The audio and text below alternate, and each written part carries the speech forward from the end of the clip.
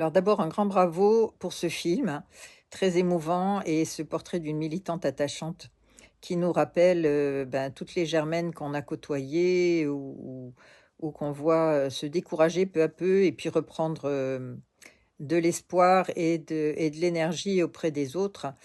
Alors moi, je suis Christine Bich, je m'occupe de l'association Sauvegarde de la vallée vivante du Garon, avec toute une équipe qui est bien déterminée et qui a bien du mal à faire comprendre au syndicat de rivière que le projet de 3 barrages écrêteurs de crues, qui date de plus de 20 ans, n'est plus d'actualité compte tenu du dérèglement climatique et de la nécessité de lutter à la fois contre les inondations, mais aussi la sécheresse et l'érosion, et surtout de ralentir et retenir l'eau en amont, pas à 100 mètres des maisons, mais bien en amont et sur l'ensemble du bassin versant. Voilà, parce que les digues, tous les hydrologues le rappellent, c'est terminé. Il faut absolument entretenir celles qui existent, mais surtout éviter d'en construire d'autres.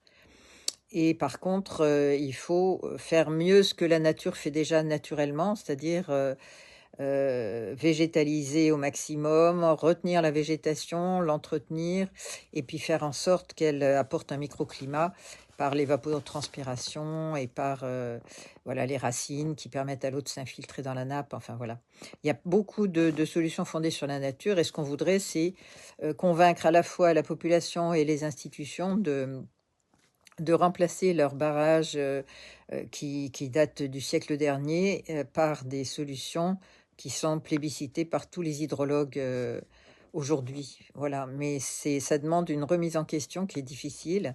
Alors, on a beaucoup d'associations qui nous soutiennent, comme Cécole qui organise aussi le ciné-débat, et puis la sauvegarde des coteaux du Lyonnais. Voilà, il y a d'autres associations comme la sauvegarde de la vallée de Francheville ou d'autres associations locales qui nous soutiennent.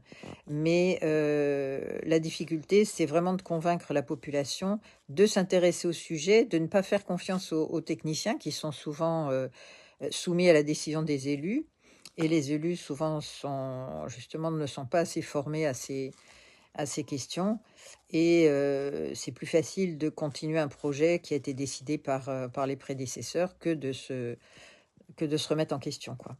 Voilà, donc ce qu'on voudrait, c'est arriver à faire de la sensibilisation et puis faire des essais, surtout à grande échelle, de ces solutions fondées sur la nature. Et donc, voilà, on a une assemblée générale samedi prochain. Donc, s'il y a des gens qui sont intéressés, ils peuvent nous joindre. Le site, c'est www.sauvegarde-garon.org. Et on est preneur de toutes les bonnes volontés, toutes les connaissances, toutes les énergies, parce qu'il en faut. Et puis toutes les idées innovantes, parce que je pense qu'il faut faire preuve vraiment d'imagination maintenant, parce que voilà, on ne peut pas se contenter de faire des manifestations, on voit ce que ça donne. Et puis il y a de plus en plus de radicalisation de la répression, et les terroristes ne sont pas du côté où ils étaient avant. Maintenant, c'est les écologistes qui deviennent des écoterroristes, alors que c'est eux qui défendent la nature et l'espèce humaine. Voilà, donc c'est difficile. On ne peut pas continuer à argumenter justement avec la logique et la morale, parce que ça marche plus du tout. Donc il faut trouver d'autres moyens de mobiliser les jeunes et de relayer justement les germaines par des jeunes qui vont trouver les mots pour convaincre et pour agir efficacement. Voilà, on ne peut pas se contenter d'être de bons experts ou de bons militants. Il faut vraiment communiquer de manière large et profonde pour faire changer les paradigmes dans la tête à la fois de la population, parce que je pense que le changement viendra de la base, hein. Enfin, voilà, beaucoup de gens le disent. Les décideurs, je pense qu'on n'arrivera pas à les changer, mais il faut vraiment pousser, mais de manière soft, certainement, et profonde. Voilà, donc bravo pour ce film encore, et puis bravo à tous ceux qui se sont investis, toutes les associations.